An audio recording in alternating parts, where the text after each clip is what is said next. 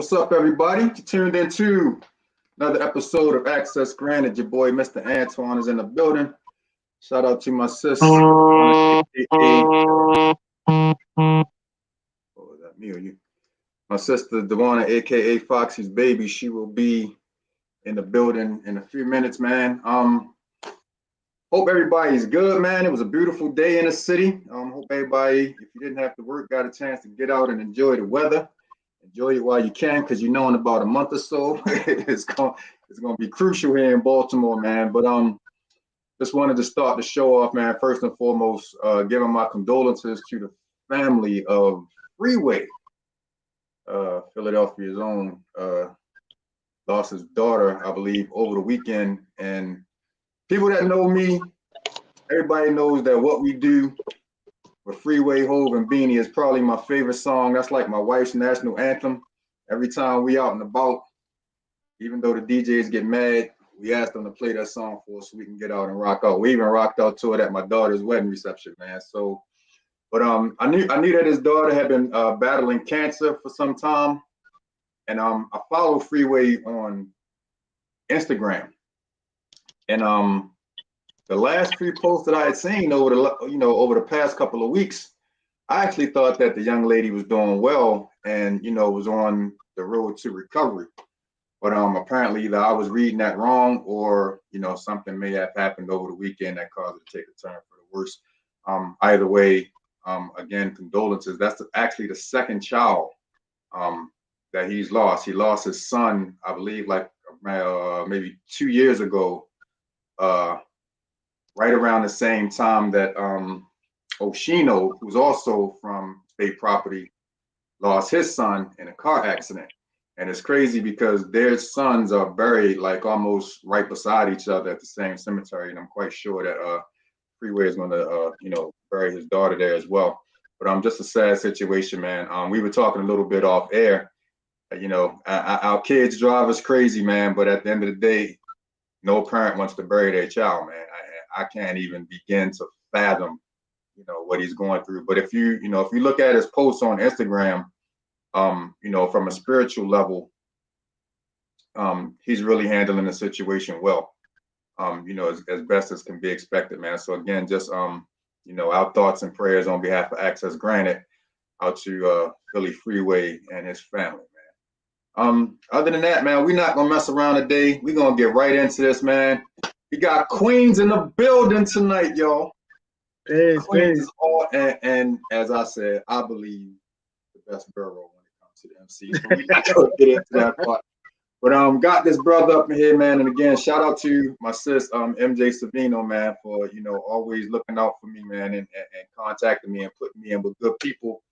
And tonight we have my man Hazernomical in the building. Welcome to Access Granted, my brother. How are you doing? Peace. I'm doing well, man. I'm doing well. I'm glad to be here. I want y'all to comment, and tell me this dude don't look like Enes from Making the Band, bro. I swear, man. Man, but like right off the bat, what's good with you? Like just in the moment that we're in right now, how's everything going for Haze? Man, it's going well. I can't complain. Like, everything is going as good as it possibly can. Mm-hmm. A lot of things that could be going sideways aren't going as bad as they could be. So, I'm happy, man. Yeah. You get to the point where you go through so much stuff, man, and you want to just sometimes just, but you can't. What it is, bro? I come to realize that it's all temporary, It's like, no matter how bad it is, no matter how weird things get, like all of this is temporary. It's not going to last forever. It can't last forever. Nothing lasts forever. Right. So, and it's so many peaks and valleys through this thing called life, man, that you learn to navigate, man, and you can't dwell on the stuff that you can't control. Absolutely can't, boy, because once you start dwelling, man, it's like the snowball effect. You know what I mean? Exactly. You dwelling on something that's big, and the next thing you know, the snowball is humongous, and you still haven't dealt with everything. But I'm glad all is well, man. So coming from that borough, man, I almost feel like if you're born in Queens, you're born to MC. It's almost like you almost feel like, you know, you gotta get in that game, and you know, how did you get your start? Wow. Like, how did I get my start, like professionally, or just how did I start emceeing? Just you know, how did you know what was it that made you start writing? You know, what was it that made you start just getting into everything? Because I didn't realize to the day until I looked at the info that she sent me. I thought you were just a hip hop artist, but you got a lot going on, bro. We're gonna touch on all of that. So I mean, I guess whichever you started doing first, because now that I think about it, you may have been doing other things before you became, you know, before you started spitting. So whatever it was, you know, how did you just start, you know, how did those creative juices start flowing, so to speak? Honestly, I've always been a creative type. I love doing anything creative. That's why, like, my resume reads so weird. Yeah, but honestly, I was doing freestyling and rapping before I knew what it was. Before, you know, I could correlate it to that. Like, I used to sit there and like make up songs on the spot and like battle rap my father, and I didn't even know that's what I was doing. I was in like elementary school. Said battle rap his father. Okay, That's what I said. And yeah. it's funny because it's like years after that, you know, I'm in like high school and then like everybody's like standing around in the cipher. I'm like, oh, I could do this. Like, I could do this real easy. Like, I've been doing this for years. This is nothing. So it just kind of came naturally for you then. Yeah, yeah. That and the fact that I've always been into music, and I can say that I'm luckily to be exposed to an array of sound. Like,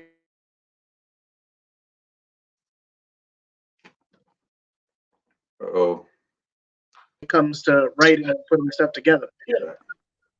I need you to repeat that again because we lost you for like 4 seconds. You Oh, came back. now I was just saying that it allowed me to take all of those genres and like use them so I can find my way and understand, like, you know, different ways of writing. And always ask MCs this, man, and they can never think of it. Do you remember your first round? I do not. I do not. I actually have it written down somewhere. Because I ran across it like not too long ago, and I was like, oh. Hey, I recall seeing this, but actually, wait, there are parts of it that I remember. I don't remember it that well though. I'm gonna find before I stop doing this show. I'm gonna find me one MC that remembers the first joint that they ever wrote. I did have I had a sister. I used to do a show called True School Flavor. And I did have a sister on there from Indianapolis. Her name was Candy Cane. And she remember, not only did she remember her first rhymes, but she actually used those first rhymes in her first song. And we were at a radio station at this point, and we called up her homegirl in Indianapolis, and they actually performed the song live on air. And I was like, yo, that's kind of, you know, and she's been in the game for, you know, a while. I think she's in her 40s, and I think she said she started way back when she was like 12. Wow. And to remember that, yeah, not only to remember, you know, the lyrics, but to be able to remember the song. And they performed it like they thought they was at the Apollo, bro. They was getting, you know, over the phone. So, I mean, you know, coming from Queens, of course, a lot of legendary, you know, I'm not even just gonna say MCs. There's a lot of legends coming out of Queens in a few genres. You know, what were some of your memories of, you know, coming up and really getting into the hip hop scene with the people that were, you know, doing their thing at that time? Well, oh my God, like growing up in Queens, it's so many memories. Like, I remember waking up in the morning, going next door to the barber shop and seeing Run DMC on the corner. You know, like, I remember going to the Avenue and seeing, you know, Lost Boys and, you know, Tragedy, Royal Flush, and everybody. Like, I like it was just a regular occurrence to see. Like, a lot of the artists that you used to see on like Video Music Box and all of that, just walking around New York City. And that's crazy because, you know, from the outside looking in, you know, we're looking at these guys like, our superheroes at that time. And you're just going to the barbershop and they just hanging out, like just regular dudes. That's crazy. Shout out to my sister Mella's Evolving. She wants me to ask you, what was your favorite genre of music as a kid? Good question. Save that for your show too. As a kid? Yeah. Actually, I was somewhere on the line, somewhere between hip hop and I guess you would say like 60s soul and like doo-wop. Oh wow. Okay. Yeah. What was it about that? Was that because that's what you kind of grew up to listening, in the house with mom and pop? Yeah, because like my father was into doo-wop a lot, so I got to hear like a lot of those records, and it was fascinating to me just the way they put everything together and the way they would string together the songs to evoke an emotion or a feeling. I thought it was cool. It's still cool. Doo-wop is it's something that, of course, you don't hear a lot of these days, but I used to listen to it a little bit as well, and it kind of made me learn and understand harmony. Yeah. And 3, 4, and 5 part harmony, because you got six cats, man, that they singing from all the way up there to all the way down here. And yeah. When it comes together, it's just like you know what I mean. That was kind of I won't say it was my introduction into music, because my family grew up around a lot of like the old R&B, Teddy Pendergrass, Earth, Wind and Fire, stuff like that. But when I started, it was a guy that used to live in an apartment complex that we lived in, and I think that was the first time I heard it. And he used to always say, just listen to them harmonize. And I'm like, bro, what do you mean harmonize? I'm like 9 years old at this time. I don't know what that means. He says you have to, understand that they're all, singing, different parts. And when it comes together, it just kind of, just melds into one sound. And that's what really got me into it. I don't know, you're probably the first person I've ever heard mention doo-wop too. So salute to you for that, man. Not too many people, And it's funny because it spawned in the like 50s, 60s, and then it's responsible for, Belle Biv DeVoe and Boys to Men. And I was gonna say Boys to Men, because on that Motown Philly crazy Philly track, that's crazy. Yeah. And then I don't know if you've seen the documentary on, I don't know if it was Netflix or HBO or something like that, and they were talking about how they pretty much spawned the boy band craze. Like everybody was trying to be them. Yeah. Because that was the most selling thing. So, without them, we wouldn't have Justin Timberlake, NSYNC, and all of those boy bands that came around at the same time. That was the one that was on Netflix. And I'd actually saw NSYNC in an interview some years ago, like way back when they were really, popular. And there were like 2 members of the group that admitted that the person that put them together with the intentions of being like Boys to Men. You know what I mean? Boy band thing just, evolved from there. But my thing always was Boys to Men were genuine. You know what I mean? Like they grew up together. They knew each other. All of the other bands were processed. You know what I'm saying? They bring like 800 people out. They have auditions and they pick like the best 5 or 6, and you put it together in a band.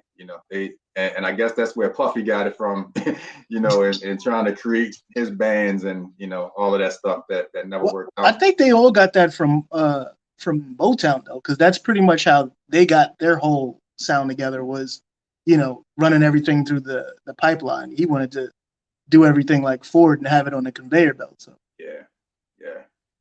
Did the Motown sound have any influence on you? Of course. You can't do music and not be influenced by Motown. Yeah. Barry Gordy, and then come on, you got Stevie Wonder, the Supremes. Man. Stevie Wonder is one of my all-time favorites. I actually have a friend that was just up in Detroit, and he had a serious attitude because Hitsville, USA, the Motown Museum is actually temporarily closed. And he was like, "It's not the only thing that I came up here for, but damn it, I wanted to see it, and I get all the way." And all he could do was stand outside and take pictures. Man. It's closed down.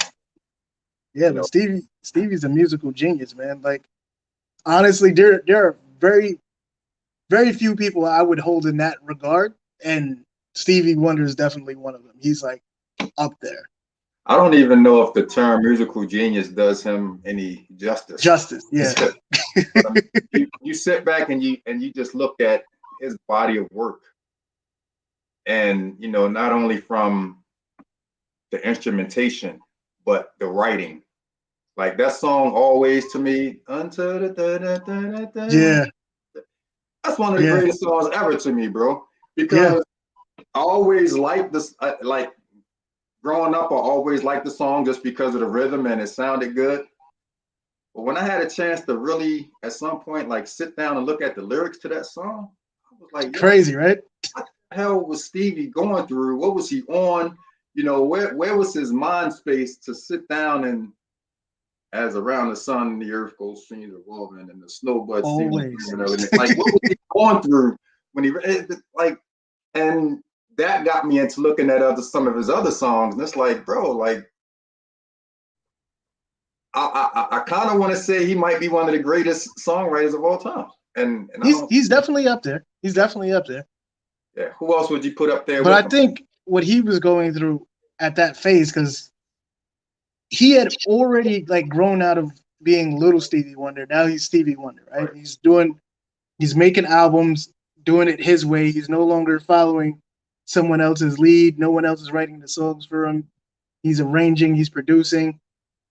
You had inner visions, and I think at that point it was just time for him to like shed everything that he had been doing before and just take it a different route. And then that's when you got Songs in the Key of Life. In my opinion, I don't know. I don't know him, so I wasn't there. That's just how it feels from being a spectator.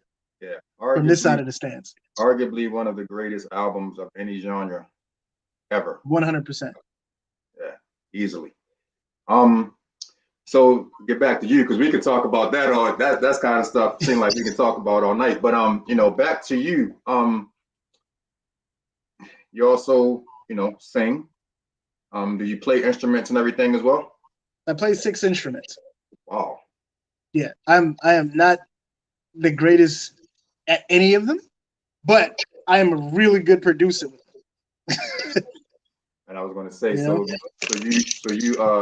you basically implement the live music or the live instruments into your talk a little bit about that process. So this all started from like, I think the first instrument I learned how to play was the viola.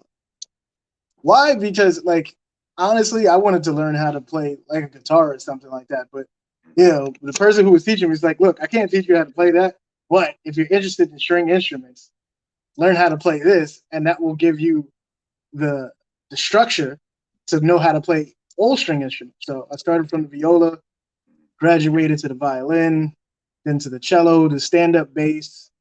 From there, I actually stopped playing strings altogether and went to drums.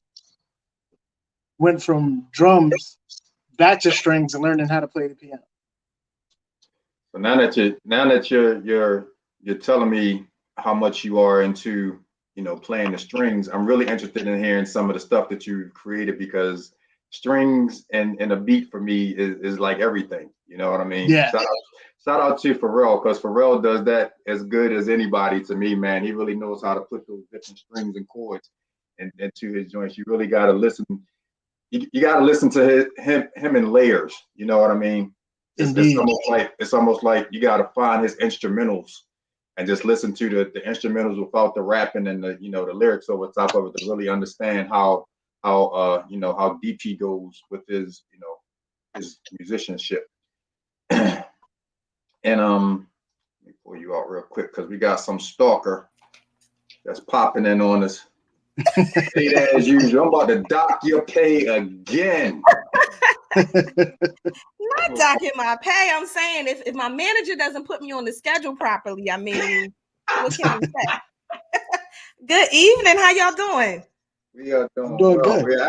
We're actually sitting here having a pretty dope conversation, because Brother Haze is very musically inclined, and we have a lot of similar tastes, I'll say, and beliefs in that. First of all, Stevie Wonder is the GOAT, you know, and True all of story. that. But he was actually he was just telling us that you know, he plays 6 instruments, and he was talking about how he, you know, learned, you know, pretty much ran the gamut of string instruments, everything but the harp, it sounds like.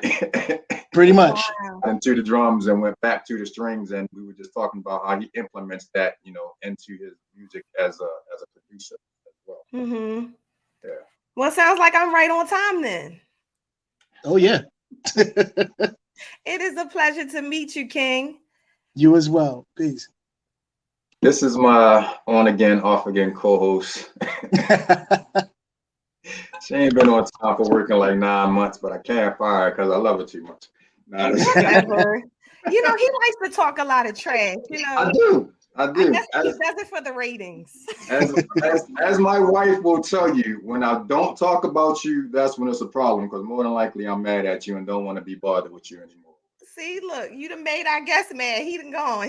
I think he has something going on because he's been popping in and out, but he usually comes right back in. I'm not sure what's going on with him. Here he is. He's back. Back like he never left. Yeah, I don't know what happened there. Hey man. I said, Dag, Antoine made you mad and you rolled out on us. I wouldn't have blamed you, by the way. Anyway. I appreciate that. No, so again, you implement like the live instruments, so you actually play the instruments as you're, you know, producing your different tracks and everything. Depending on what the track calls for. There are some tracks that are just like hip hop, and then it'll be like I'm playing like a synth or a bass line or something like that where it's not really that intricate. But there's also songs that I produced for other people or that I've done on like experimental stuff that I haven't released yet. That's like full blown 8-piece band music. That's fun and interesting, by the way. 8 pieces? 8 pieces. Wow. I would love to hear that, because I mean, when I think of pieces of, I don't even consider the drums a piece, even though I know that they're like the heartbeat, but it's the other instruments that are a part of that really have me interested, because, you know, the drum is going to pretty much just drive the, you know, the beat, but it's especially if you got some strings in there, if you got some horns in there, yeah, it can, you know, it can really make for some damn good music. Listen, I've had so much fun doing this, like I can't even lie to you. Yeah. You played in bands as well. Yes. Yo Haze. Yo Haze. He mustn't. There he is. Yeah. I don't know what's going on. I guess that's my connection. Yeah, let me try. Let me try to. Maybe it's my Wi-Fi spotty. Okay. I was as you were freezing, I was saying, but you've had the opportunity to play in a few bands here and there as well, right? I thought it was good, and then I disappeared. I don't know. Okay. Are you here now? Because it's the last time I'm asking this question. You're here. No. You had the opportunity to play in some bands as well, right? Yes, I've been in 2 bands, and I've had a band of my own. Well, my band was like we were just a bunch of friends who started out as just like studio musicians who were doing stuff for me, but then we started gigging, and then before you know it, we just got a name. So some of the players were interchangeable, but some of the stuff that we did, man, I'm gonna release this soon. Like one of the songs that we did is actually out. It's on YouTube. It's called "Cut Your Head Off." Like it's no words to it. It's just music, and it was just fun. It's like reminiscent of like Maggot Brain. What's it called again? Cut Your Head Off. Cut Your Head Off. That song sounds scary, man. I don't know if I want to listen to that. Nah, it was one of those headhunting songs that we did when we was coming for other artists. You're just like we're just gonna hit them with straight music, you know, come in and rock the house, cutting heads off. What was the name of the band? Well, we were called My Man's in Them. Okay, yeah. Funny story, right? So we're at 5 Points. I don't know if you're familiar. Have you heard of 5 Points? No, never heard of them. So 5 Points was in Long Island City, Queens. It was the graffiti mecca of New York City. It's also where they filmed Now You See Me. Got you. Okay. And a countless other movies. So we're there. We're doing a concert there with the infamous DJ Marley Marl. He's got like these behemoth tower speakers, and it's a whole big thing. There's a lot of artists there, Smith and Wesson and like Royal Flush. It was a whole big star-studded event, and we're about to go on stage, and I remember it like it was yesterday. Mike Hands comes to me, he says, "All right, Haze, you're about to go on. What's the name of your band?" I'm like, "We don't have a name." He's like, "What?" I'm like, "We don't have a name." So he gets on stage and he's like, "Okay, coming to the stage, My Man's in Them." And then from there, the name just stuck. And it was like, yeah, they're just My Man's in Them. And sounds perfect to me.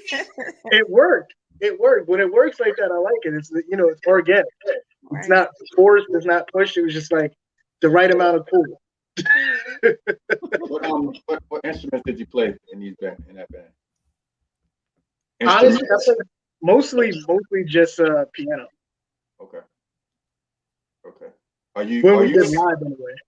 Are you in the studio? I played all the instruments. Okay.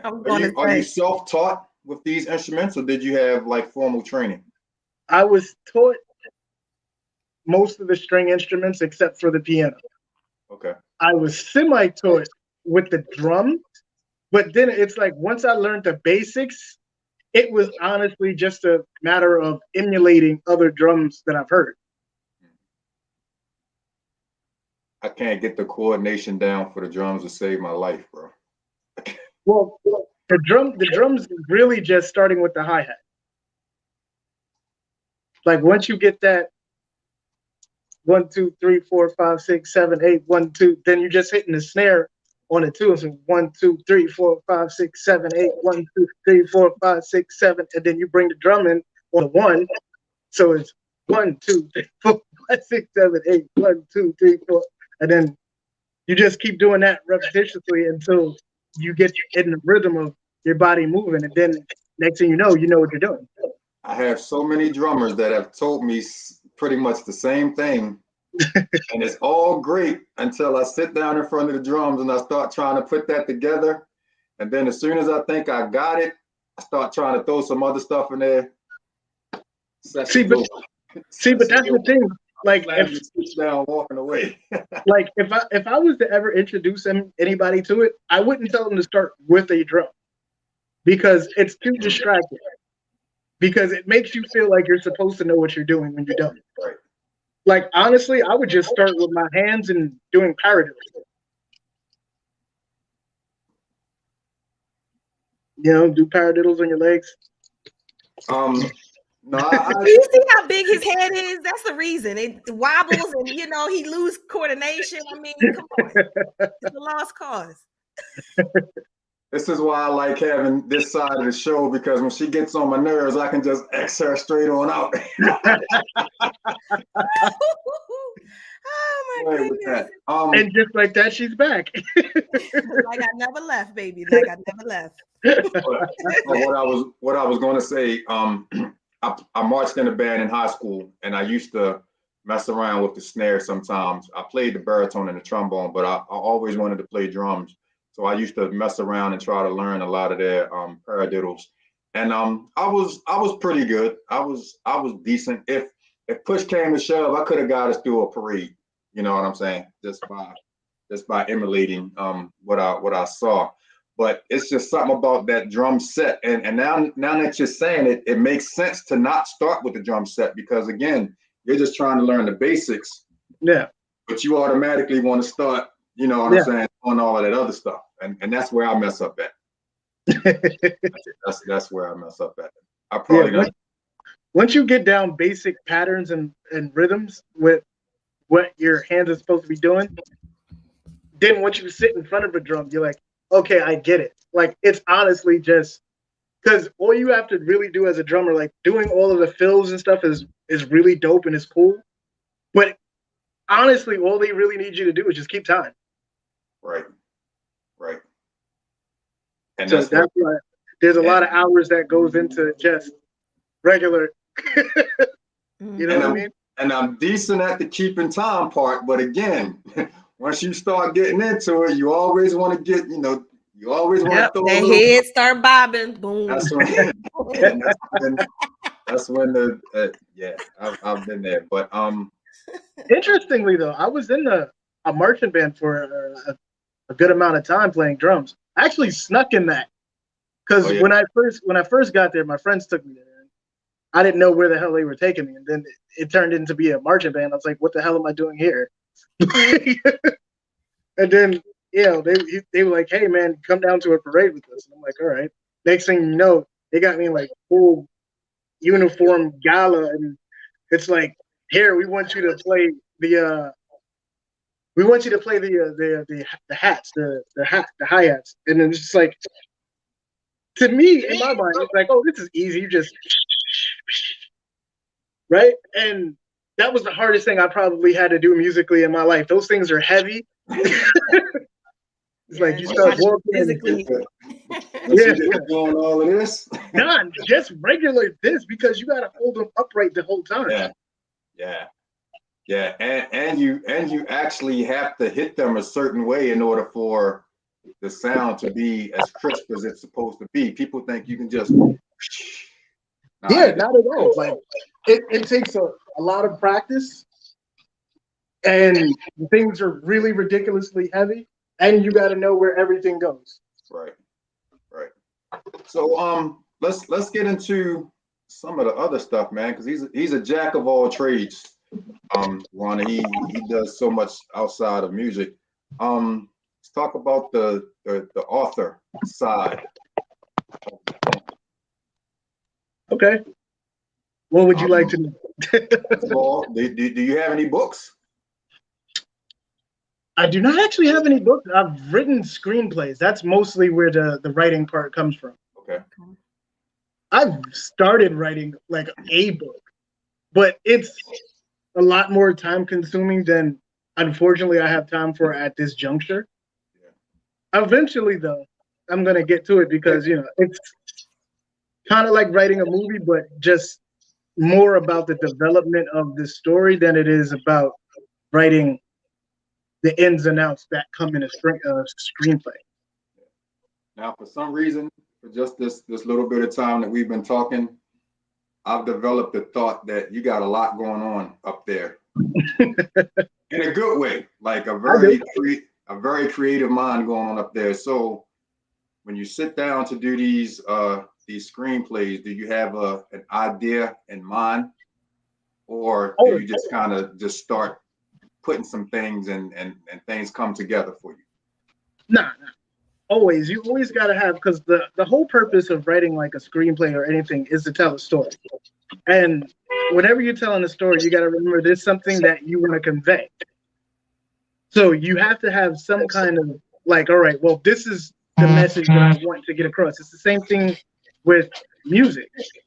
It's like you can sit down and just do something randomly, but it comes out a lot better when you know exactly what you want to do, what you want to convey, what story you want to tell. How do you want people to react to it? So tell us a little bit about some of the screenplays that you've written. So far I've written 3. One of them actually is filmed, which is dope. The second one is actually about to be filmed next year in Las Vegas and Boston. And the third one is actually for a series, which I'm still trying to get someone to shoot it for me, but we're working on it. And are you the actor, or are you an actor in some of the stuff that you've written? The ones that you've done so far? Okay. No, I think I'm too cool for that. I love it. Yes. No, I'm joking. I would, but it hasn't presented the opportunity. So I'm not in any of them. But hopefully in the future. So what was the influence that got you into doing the screenplays? Was that just like another branch that, you know, that came off the tree, or was there something in particular that made you just want to sit down and put a story together like that? Well, I started my career as a thespian. Like I was an actor and I did lighting and sound for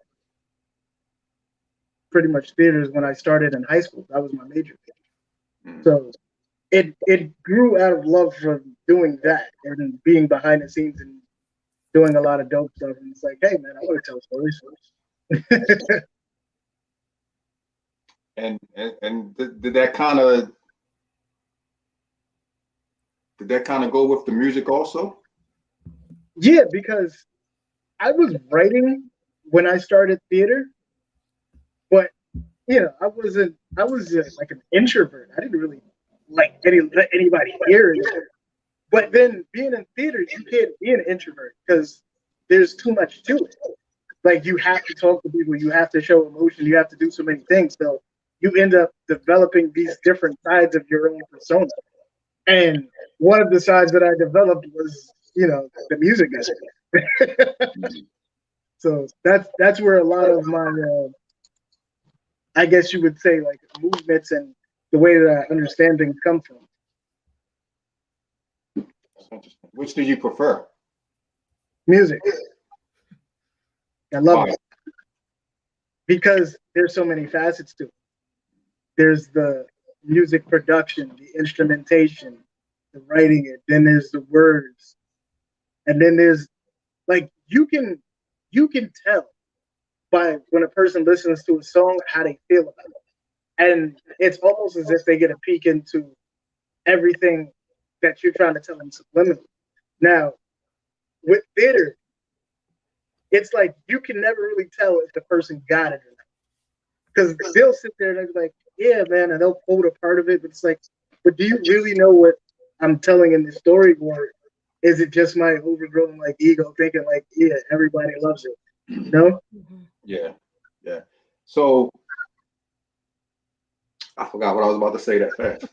You know that I literally forgot what I was about to say because I was listening to what you were saying. All right, we're gonna have to move on to something else. That thought literally just left. But I know what I was gonna ask you. I also get the impression that you're not an inside of the box type of person when it comes to the music. So I try not to be. How would you label your music? Well, but see, that's the thing though, because as a producer and as a writer, it's not necessarily always one genre. Okay, so like, it's like the last album that I came out with was like complete hip hop, but then there's times where I do a lot of alternative and like rock or you know. And that's what I. So you're like hip hop smoothed out on the R&B tip with a pop feel appeal to it. If we can it all depends on the record, you know. Yeah. I just do what the music says, and I make the music, so it gets kind of chaotic. What's your favorite genre to create? There's no one. Really? There's no one because they're all the soundtrack to my life, and hopefully it'll be the soundtrack to others when they hear it. So the soundtrack to your life can't be one song or one genre. You know, it's like imagine watching a movie that only has one song and it plays through the whole entire movie. Like, yeah. You know what I mean? Like that's a good point. You need to hear all type of different sounds of the city, sounds of the country, sounds of the suburbs, you know, just to make it full and live. So when you put all of that together on this project, like what am I gonna think about Haze after I listen to this project and I hear all of these different directions that he's gone and you know, lyrics probably, you know, going this, that, and the way, and you know, we gone from rock to bluegrass to, you might even throw some classical on there if you feel me. Like what is that going to tell the listener at the end when we just say, So with the last project that I just put out this year is the hip hop shop, and that's actually the solid theme throughout the EP. Is like pretty much hip hop because I wanted to demonstrate a specific feel. I wanted people to vibe with me on a certain level. So everything on the hip hop shop is literally like a real hip hop vibe, from Tribe Vibe to Blind Alley B to the title song Hip Hop. Like it's all got that vibe to it. But I would say that there's more music that I have that's coming out that's going to be a lot differently when I start releasing it. You're going to see what I'm talking about. Like it's a lot of different realms that come in, but it's done tastefully. So honestly, it's going to be a nice ride. that artwork on the hip hop shop is dope. I like that. Thank you. I designed that. Yeah, I know. Why am I not surprised? Why am I not surprised? You do graphic arts as well? I do. Yeah. That was one of the other things I started at. I started like doing art until someone asked me to draw something for them, and I realized that I have more fun when I'm doing it for myself. Because sitting in a classroom throwing a vase with flowers in it kind of gets boring after a while. Mm-hmm. Seriously. Yeah.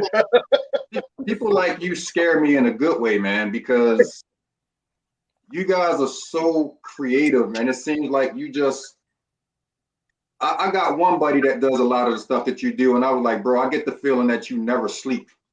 Because I feel like when you have that much creativity going on in your brain, it's like your brain is always going. Mm-hmm. And even if you do go to sleep, I can see you waking up in an hour because something hits you in a dream and you just want to get up and just start, you know, whether it's lyrics or whether it's a picture that you want to start jotting that you can come back and finish later. People that have that much creative energy, like literally scare me because you just never know. You understand what I'm saying? It's like, I would say it's not an issue of having too many thoughts. It's an issue getting it all out. Exactly. Because exactly. The graveyard is filled with ideas we've never thought of, things we've never heard of, things we've never even dreamt. And it's like, you want to get all of that out within your lifetime. You don't want to sit there and be the guy who's like, man, I left something on the table that I wish I got done with. Like, not me anyways. Like, I want all of this out to the world. Some will be good, some will be bad. Hopefully all of it will be awesome, but you take the good with the bad. And honestly, I just want to get it out to the people. Yeah, and I feel like that's important because artists sit on so much stuff, man.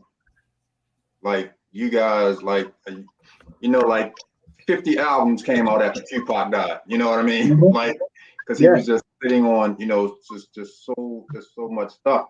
And my thing is, when do you, if you're creating, and I'm talking music now, if you're creating so much music, when does it get to the point that it's the right time for you to just say, okay, boom, I can put it out there?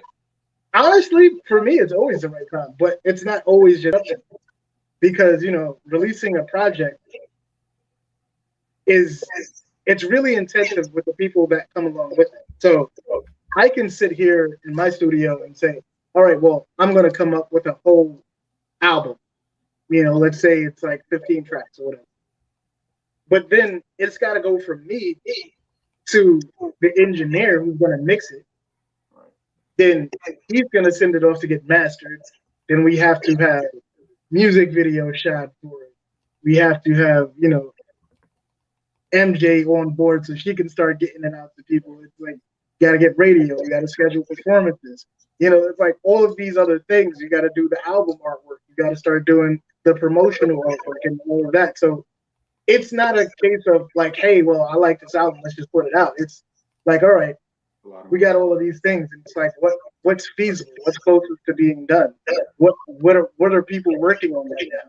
Because I'll send like albums to my engineer, but he won't get around to mixing everything that I said. But from your standpoint as the artist, like when do you feel like musically it's ready to go? When the playlist sounds like an album. Because that's what I do. Honestly, I take all my music and I put it into a playlist. And some stuff will make it, some stuff won't. But it has to start weaving itself into some kind of a story or something that means something. And when I start feeling it, because it'll start falling in line, like, oh, well, this sounds like track one of this playlist. This sounds like the end of it. All of these songs have a familiar theme, but they're musically different.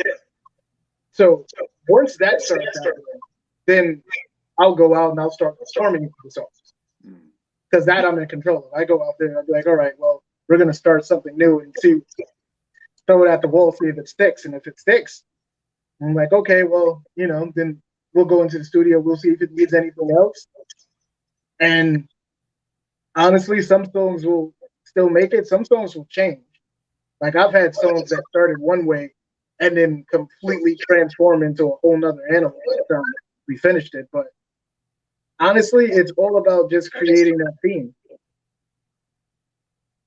And the reason that I asked you that is because for some reason, as I'm sitting there listening to you talk, I thought about the Tribe Called Quest documentary. And Chris Lighty, there was a part where he talked about almost having to bust Q-Tip in the head because he's such a perfectionist and he wants to keep, tweaking and tweaking and tweaking and tweaking and tweaking. And just when he thinks it's perfect, okay, he goes back and he does another, 50 tweaks. And it's like he just has to literally like just go in and choke him and say, come on, give me the album. We got to go. See, and Q-Tip is not the only one. We all do that. Yeah. Like I've done that for a good part of my career until people like have gotten really seriously disturbed with me. Like they want to get physical. Like, are you seriously not done with it? Why are you still mixing that? And for a while, I just thought it was me. And then you talk to other artists, they're like, yeah, I do the same thing. And that's why I like Talib Kweli. He's like, when is the album done? When it's finished. Yeah. Yes. And that's why I'm asking the question, like from a strict, I mean, I know that you have all of the other music moving parts that have to happen, but from that musical standpoint, when do you say, okay, I can just go ahead and hand it over and let the engineer do his thing? Honestly, like I said, though, once it gets to a point where it's a theme, like lately in my career, I just let it go. Yeah. Like the last album, like I gave the songs that I liked to Doc Ock, who hosted it.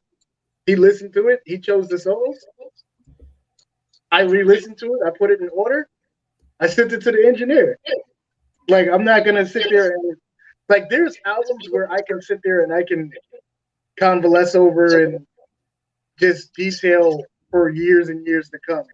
But then it's like, well, there's also albums that it doesn't take that much work. And it shouldn't. Because it's supposed to be fun. It's supposed to be in the moment. So I've learned recently to just let those go. And all of the other ones, I can sit here and play on my own until, perfectionists take over. I try not to be a perfectionist anymore. It's crazy. So with that being said, ballpark figure, like how much stuff are you like literally just sitting on right now? Too much. I would say altogether right now, I probably have altogether. All right, I got 6 ready to go right now. 6 albums ready to go right now. If we said all my recorded material in generally, it'd probably be somewhere like 20 albums. Sheesh. But that being said, all right, so the reason why that number is so high, though, is because there was, I would say maybe a year, 2 years, where I was in the studio with Dreddy Kruger, and we used to do 5 songs a day. And that's writing, recording, produced, and mixed all in the same day. 5 songs a day. And it was like a job. I'd get there 7, 8 o'clock in the morning, and we'd work till 7, 8 that night every day. And we were doing 5 songs a day, like a machine. So, yeah, because of that, I have a lot of extra material. Sound like Tupac. You sound like Tupac. That's well, shout out to the gym guys. That famous scene where he's in the studio and he was like, "Okay, you get this beat, you rap on this, you rap. We'll think of a hook later. Put the next beat up, and just comes out of this. You know, he comes out of a studio session. He has 5 or 6 songs. Damn, that's like I said, man. That creative stuff that y'all got going on up there, that's amazing to me. Like an interesting story I heard about Tupac was he'd be in one studio writing. He get ready, like, boom, all right, boom, I'm gonna go record it. And it'll just be like a loop and some drums, like, all right, y'all finish the music. I'm gonna go next door and record the next song. and he just like be bouncing in between studios. And he'd be doing this all day. It's like, man, that's amazing. It's incredible is what it is. Sheesh. Yeah. Seriously. So do you mess around a lot with sampling? Yes. What's some of your favorite stuff to sample? Oh man, it's not one. There can't be one. Yeah, it can't be one. And I know that you said that you kind of grew up on soul, so I can see you as a heavy soul sampler probably. Like, I can honestly remember from every single part of my life who introduced me to a different genre of music. So, like, there's a part of me that's like really like soft rock. Then there's another part of me that's metal. Then there's another part of me that's hip hop. Another part of me that's like gangster rap. There's another part of me that's R&B. Then there's another part that's soul. There's another part that's doo-wop, and there's another part that's funk. Take all of those, put them to the side, and on the flip side of it, then you have everything that I've learned from being in bands. So, you know, orchestra and Beethoven and Bach and things of that nature, and symphonies. Yeah, you put all of that in the bowl, and it's like, well, there's no one song you can pull out. It's just, all right, well, what mood are you in? Right. So do you go through a process where you just sit and listen to, you know, like a ton of music for hours and until you get something that just Well, all right. So there's 2 sides of how that works. There's I'm listening and I discover something that either A, I didn't hear before, or something that I've never heard before, or something that I've heard before but didn't realize that this part was in it. Like, I'm hearing it from a different perspective. On the adverse to that, then there's I know exactly what I want to sample and what other samples will go along with it. Those are the 2 sides of like me sampling. I would love to sit in the studio with you, man, and just be a fly on the wall and watch you create, man. I got a feeling it would be very interesting to just see you in that element. Yeah, next time I'm down there, definitely we could get a session going. Yeah. I'm just gonna watch. I'm gonna just sit there like this. I ain't even gonna put my hands on nothing. I'm gonna just sit there and just because I've been in the studio with artists before and basically just see them, you know, like the track is already done and it's just an artist, you know, laying their vocals. I've never fully been in with the producer to watch that process of just, you know, sitting down listening to a part and they get to a part in the song and they loop it and, you know, they start adding their layers and everything to it. Actually, I'm lying because on that show that I had mentioned before, True School Flavor, we did have a couple of shows where we had producers come in and just kind of create beats on the spot. And we had some hip hop artists in there that would just freestyle over it. But that's just literally just playing around, you know, 15 minutes throwing something together. That's not, you know, fully layering, you know, a song in the studio. There's a difference. So I get the concept of it, but I would really just like to sit down and just watch, like, Kanye West has a video from years ago where he sampled the song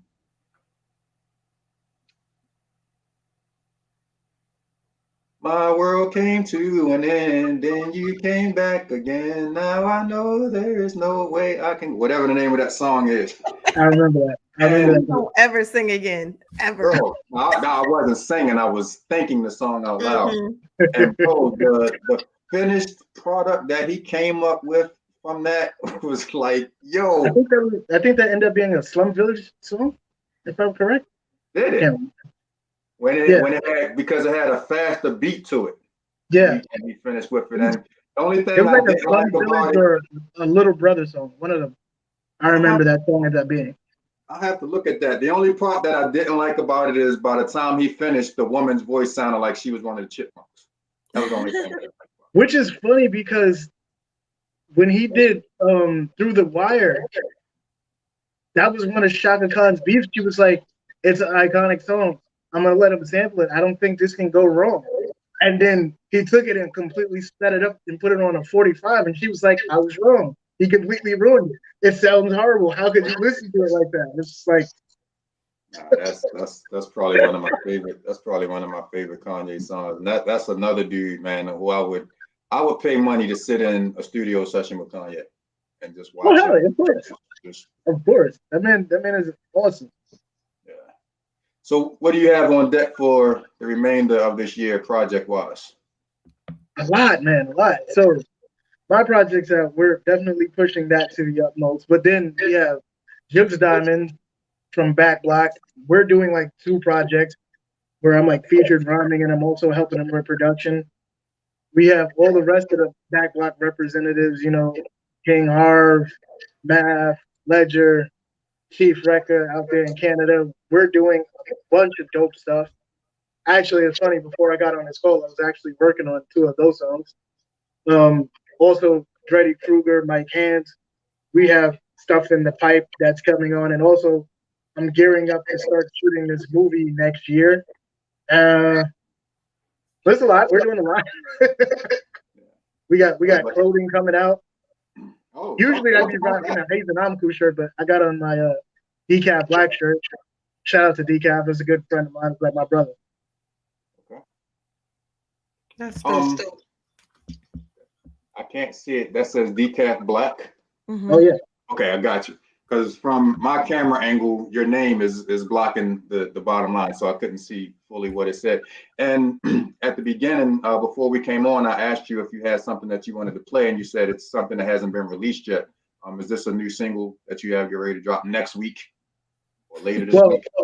Tribe Vibe is the video that we're gonna put out somewhere between this week and next week because it's already in the can. We just gotta get everything, the marketing engine behind it. The song that I did with Decaf Black, though, that video is out. It's called Word. I just produced that one, but it's awesome. It's like it's nice. I like that song. That's fun. Every time I hear it, puts a smile on my face. I kind of want to play it, but I get right. Is it safe? I don't know if it's safe to play stuff anymore, man. Every time I play somebody's stuff, either the video gets muted or the video gets stopped. Like, shut down. I mean, I say roll the dice, go for it. Worst that could happen is you have to stop it and tell people where they could go listen to it on their own. What's the name of this guy living on the edge? What's the name of it again, Haze? It's Decaf Black, and the name of the song is Word.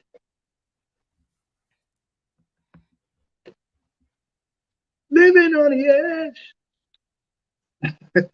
Yes, let's get into it. You said the name of it is what again? Word. Oh, duh. You said it. We got low riders and B-boy. Yeah, it's a fun video. At the very beginning, somebody looked like they just flipping all over the place on me.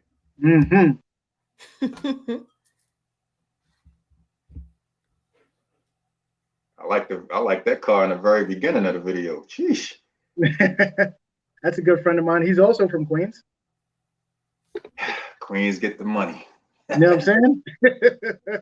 Shout out to Mike from G-Fam. All right, let's get into this joint real quick. Go ahead.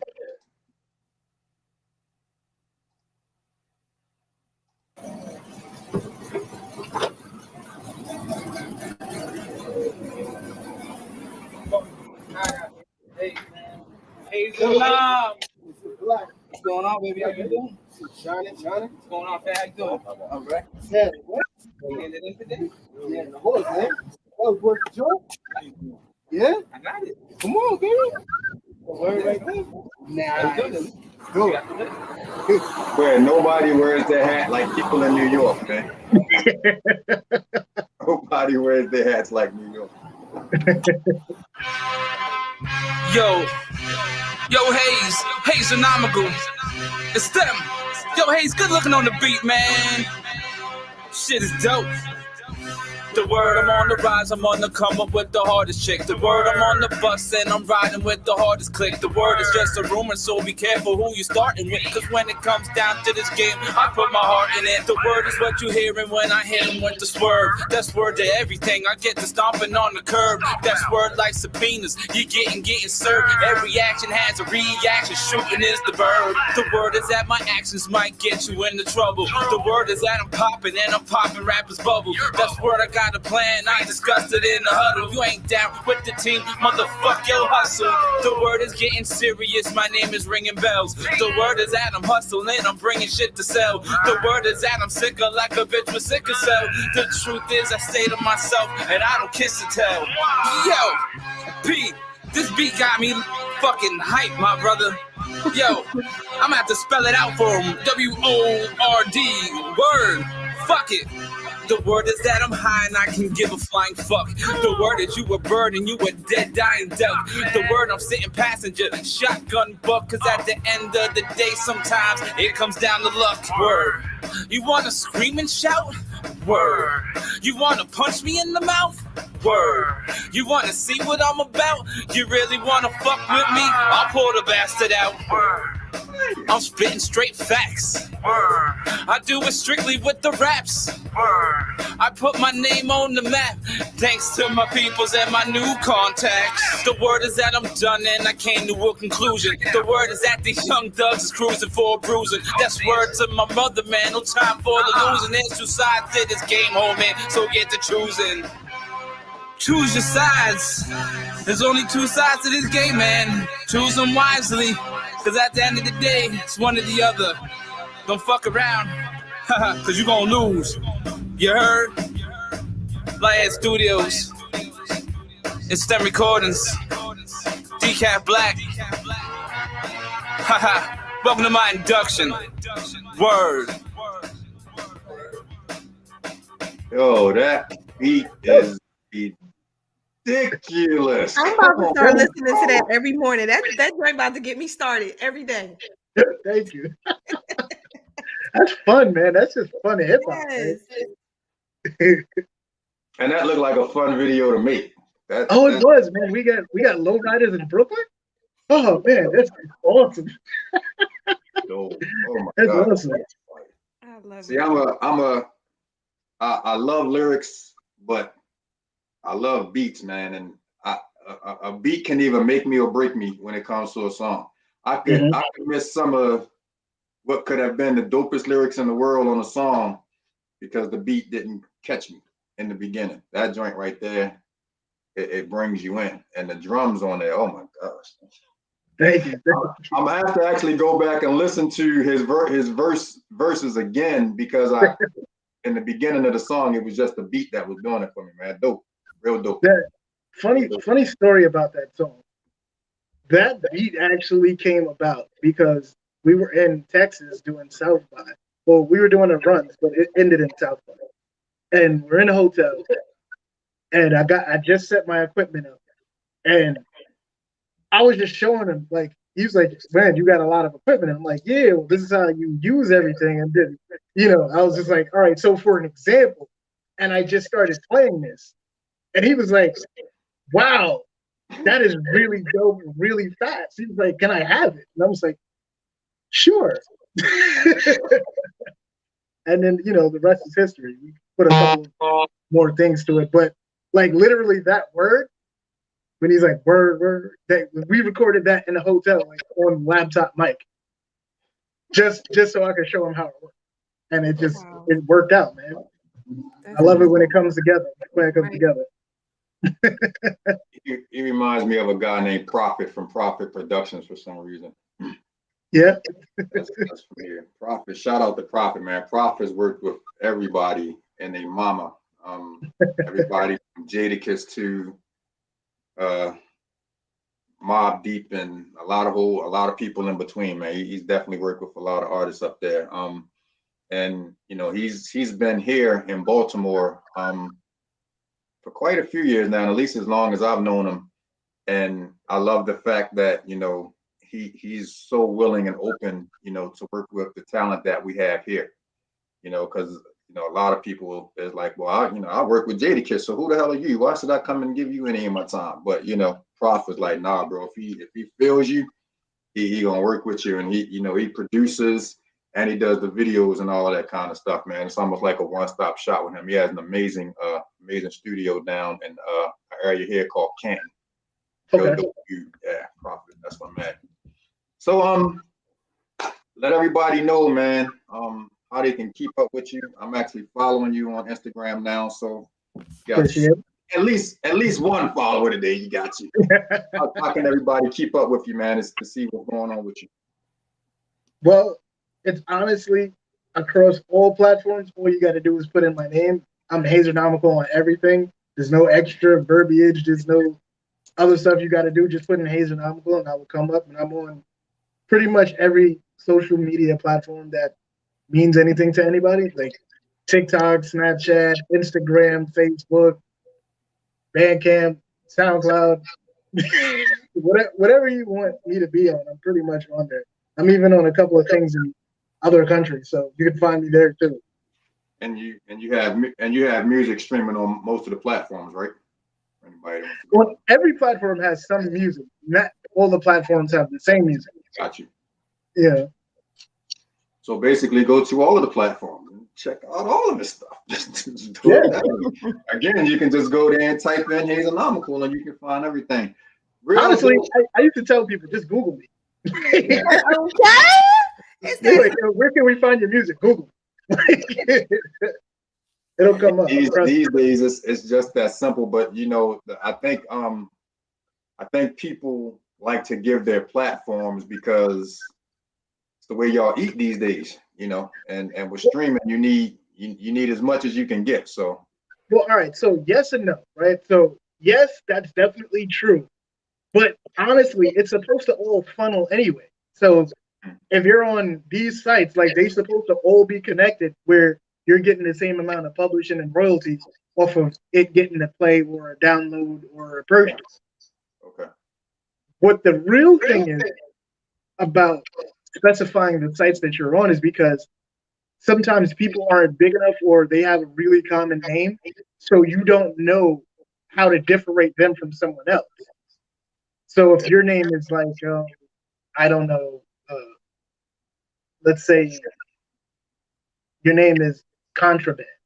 Like, I'm pretty sure that there's a bunch of people named Contraband in the world. You know, especially if it's spelled like phonetically. It's like, okay, well, how do I separate this Contraband from, well, I'm Contraband 17 on Bandcamp. You know, so that's one place you could go and definitely find it. But it's luckily for me, I'm the only Hazernomical that I've ever heard of. Yeah. It's like going on Facebook and searching for somebody named Angela Jackson. You put in Angela Jackson in the search bar, and it's going to be, your list is going to be. Yeah, I feel exactly. Yeah. Go in and search Dewana, see how many come up. Ironically, I did that once. And I reached out to everyone who's had their name spelled like me. There you go. I do weird but they not all Foxy's babies. They sure like. As long as you know, brother. As long as you know. Hey, again, shout out to my girl MJ Savino. Thank you so much for the connection. Again, I want to send out condolences to the family of my man Freeway on the passing of his daughter over the weekend. Again, the dude just lost his son, I believe, like 2 years ago in a car accident. 2 years. It hasn't even been a year. It hasn't been a year? Yeah. From his son? Not even a year. Yeah. Jeez, man. So sad. And like I said, on social media, man, his spirits, you know, seem so high. You know, like you know, he's a Muslim, and you know, whatever it is that he's doing that allows him to be in this frame of mind that he's in after losing his second child. God bless that brother, man. I need some of it, you know, because like I said, I can't imagine. I would be a total wreck. Yeah. But you know, again, just continue prayers to his family. Haze, I appreciate you, man. It's been great conversation, bro. I appreciate you having me, man. We got to do this more. I got you locked in on IG, and I just searched you on Apple Music, and about I was gonna say like 9 Hazenomics came up, but no. So I gotta Google you now. But I'm definitely gonna check out your stuff, man. And you know, anytime down the road in the future, man, if you need us to, you know, to come back and talk about some more stuff, man, just definitely either hit me up, you know, on IG, or tell MJ to give me a holler, and we can definitely make it happen, man. Definitely, and likewise, man. If you got something going on down there, man, I love Maryland, Silver Springs, Baltimore, all that, man. I love it down there. So, you ever got anything going on? Like seafood? Yeah, of course. Come on. You know, the last time he asked this question, our sister got here like that week. So I'm saying, what's up? I come down here, man. It's only about 2.5 hours, man. I'm right here in New York. That's not a problem.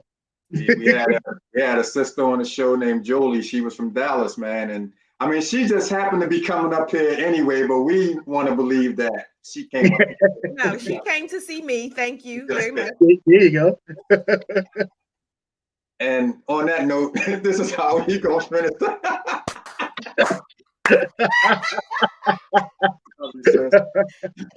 it's not a successful show unless that happens. So. It's not a successful show if we don't have fun, and we always have fun. So it's precisely. There you go. Always. But definitely, I definitely Googled you, and I'm following you now on Instagram. Man, I appreciate it. Hey, absolutely. Look forward to meeting you in real life. Definitely. Come on down here and get some of these crabs, man. You gotta hurry up though, because they're about to go out of season, and you don't want them when they're out of season. They're low. I know. All right, man. That's my guy, Hazernomical. Queens is in the building. I was gonna ask you to sing to Dewana, but but what? I mean, I don't know. I was just gonna leave it there and see if he would start singing, because that's how he. No, yeah. I do backup vocals, man. I'm all right. I'm not Teddy Pendergrass, man. Jeez. I will say this though, Haze. If you're single, we're gonna have a winner date with Dewana contest coming up in 2022. Wow, that's big. Might make you one of the contestants. Did you hear what he said? He said that's big. You gotta say that again. That's big. Hey. We got to find her somebody, man. We got to find her somebody. And I needed to get married so I can come cut up at her wedding, man. There you go. All right, bro. We're gonna get out of here, man. We definitely appreciate you, man. Thanks a lot. Yeah, appreciate you for having me. Definitely will be in touch. All right. Have a good one, love. You as well. Let me find out he coming up here trying to win a date with Dewana. Listen, why wouldn't he? I mean, any man with some sense. I mean, yeah, and then he'll get to know you in reality, and then he'll get to know you and reality will set in, and then that'll be the end of that. And then he'll be ready to cuss me out, talking about, bro, you set me up. You ain't even He'll get to know me and realize I'm even doper in person. What? You can't get all of this off of Amazon, honey. Okay. Nah, we can get it off of Finger Hut though. Wait, not the Hut. I ain't heard the Hut in a minute. I love you, man. But again, thanks to everybody, man, that tuned in. We will definitely have this up on all of the podcast platforms that you see scrolling across the bottom of the screen tomorrow. So if you missed anything, man, go there and check it out. And of course, it's also going to be on our YouTube channel, Access Granted the Pod Stream. Somebody trying to call me when they know I'm on the phone. Be sure to check out my sister, Dewana, aka Foxy's Baby, every Tuesday at 8 o'clock. Every Tuesday, 8 o'clock Eastern Standard Time. What the name of it is? You know, Run Me My Crown Radio. Listen, tomorrow it's about to get real for real tomorrow. So my spiritual mama, my pastor, Apostle Karen Bethea, is actually going to be on tomorrow. And of course, this woman has seen me through some things. She knew me when I wasn't even trying to be right. You feel me? Wasn't even thinking about Jesus. But nonetheless, I'm excited to have her on. And, you know, again, we talk soul secrets and sisterhood. And we, you know, we just let the Holy Spirit do what he does every Tuesday. And when I tell you he comes through, he slayed last week, had me crying, had me snotting live on camera. And I anticipate more of that tomorrow, because when I say this woman has been an integral part of my healing process, an integral part of, because she said yes to her call, it then impacted me to say yes to mine. And you know, it's funny how, you know, sometimes it's like that. A lot of times it's not that someone comes up to you and says, hey, you should do XYZ. It's that you're watching them. And I've had, you know, several people to say that even to me. They're like, because I see you being authentically yourself, you like indirectly gave me permission to be myself. And that blows me away, because that's truly my story of how I got, you know, to where I am today, just being me, you know. And ironically enough, I'm actually on a panel this Thursday, as I was sharing with you before. That's why I was late.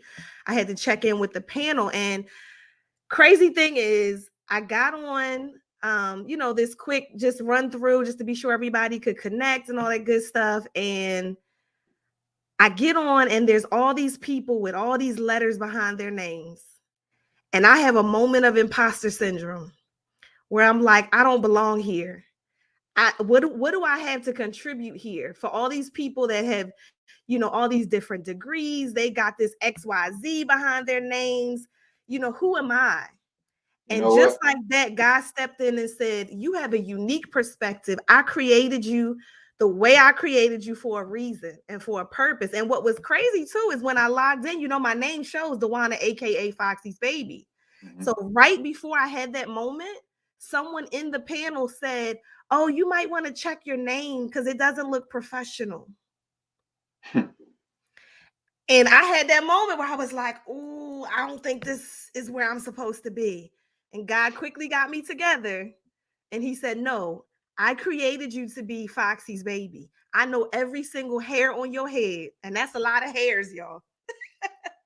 For real, because she got a big head, y'all. She said that, I just was like, whoo. So I collected myself. I got, you know, I wiped that one thug tear. And I came back on and I shared with them. I said, you know, I have a unique perspective. I am a survivor. The first time I, you know, actually was introduced to domestic violence, I was the baby in the womb. That's who Foxy's baby is. And baby, I said it with my chest. Okay. And so just like that, the room shifted. Everybody was like, oh my gosh, that's such a unique perspective. I'm looking forward to hearing your story. I really hope you'll share. And I was just like, oh, Jesus, don't have me crying in here, Lord. Is that something that can be viewed by the public?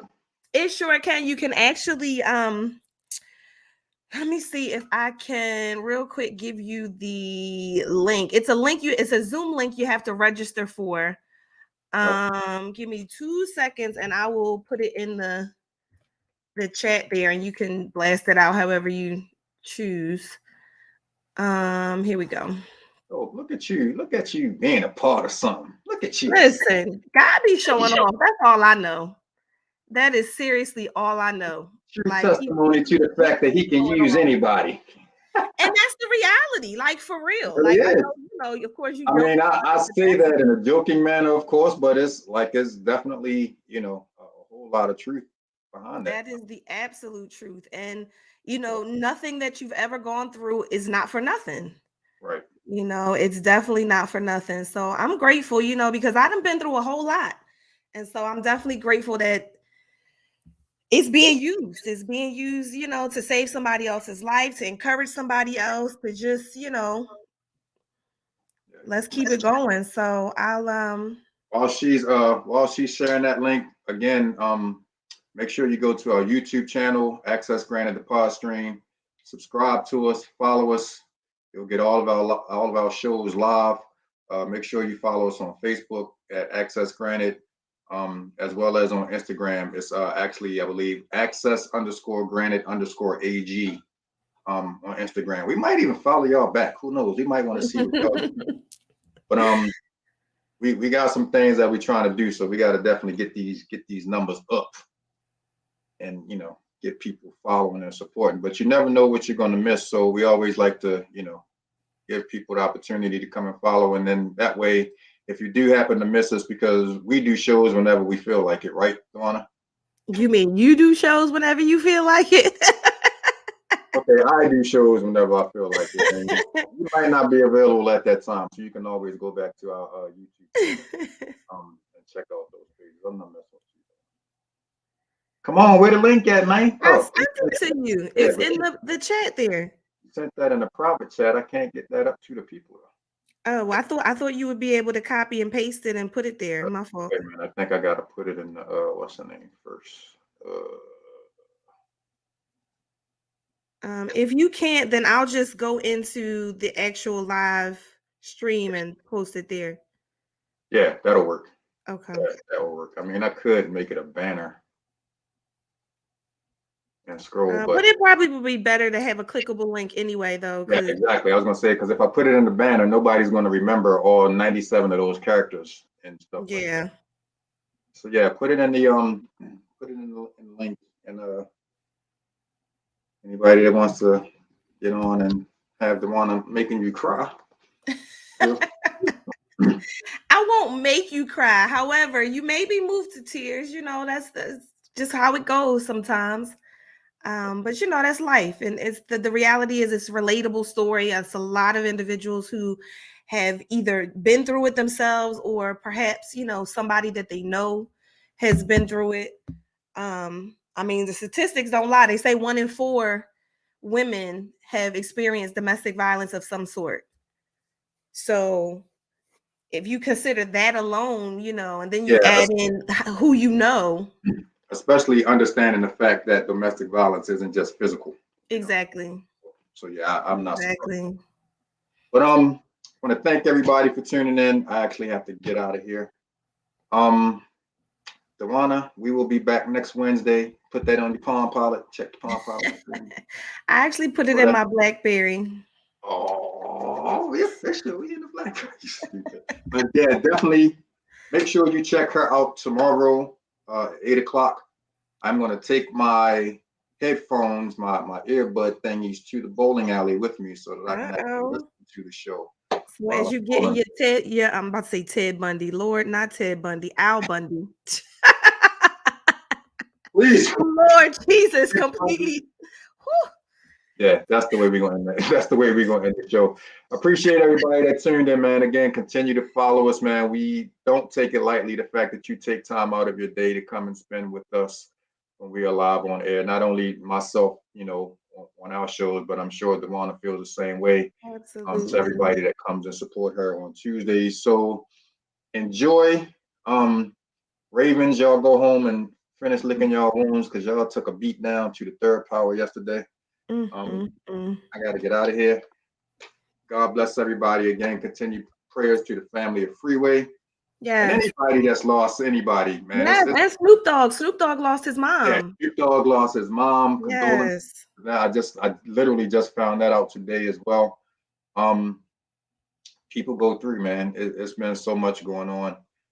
Just, you know, take the time to enjoy the moments that you have with the people that you have, because you know, it's so cliche to keep saying tomorrow's not promised, but it's so true. Like literally, it's so true, man. So, you know, Dewana, I love you. If I ain't listen, you better cash at me right now, because listen, I might not be here tomorrow.